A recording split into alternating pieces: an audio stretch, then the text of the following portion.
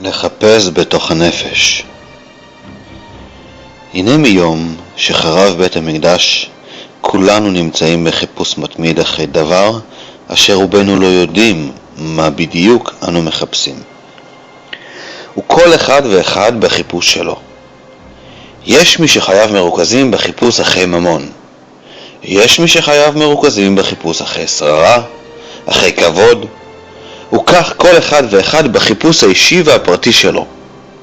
אך עלינו לדעת שהאמת נמצאת קרובה אלינו, עמוק בתוכנו או בסביבתנו, והחיפוש והדאגה והמחשבה אחרי הבלתי נודע בא מחוסר של משהו פנימי, ואנו מתרגמים את זה לחיפוש של משהו חיצוני.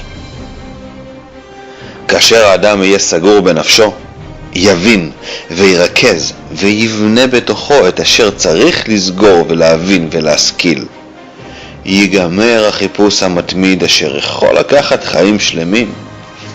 אנשים אשר עד יום מותם עדיין מחפשים. האדם צריך לדעת שמבוקשו אמיתי נמצא מסביבו, בביתו, תחת ידו, אך הוא הולך לחפש ברחוב. מדוע? כי שם יש אור. כל איש והאור שלו, אצל הדבר אשר הוא מתפעל ומתלהב באותה תקופה, שם הוא הולך לחפש את הבלתי נודע והבלתי נמצא.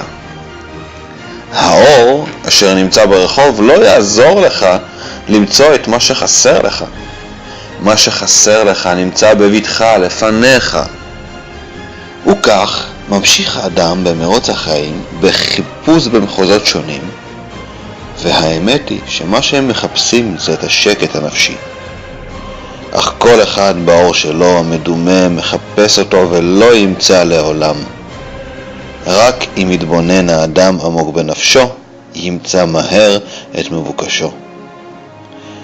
ידוע מעשה על אחד האדמו"רים הגדולים אשר גר בקרקו. ולילה אחד חלם שבעיר רחוקה, תחת הגשר, נמצא אוצר גדול. וכשהתעורר לא נתן ממש בחלום, שוב חלם בעוד לילה את אותו חלום, וכך בפעם השלישית. עד שגמר אומר בנפשו ללכת לבדוק תחת הגשר, לחפור ולחפש את האוצר הגדול.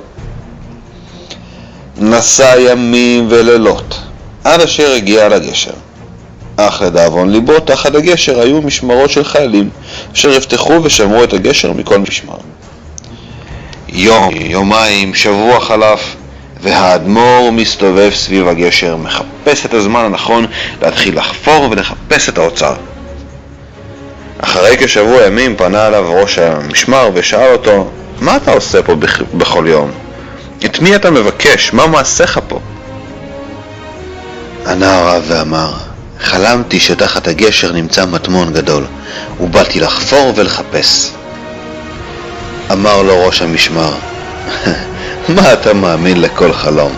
גם אני חלמתי שבקרקו מתחת לבית של רב העיר נמצא מטמון גדול.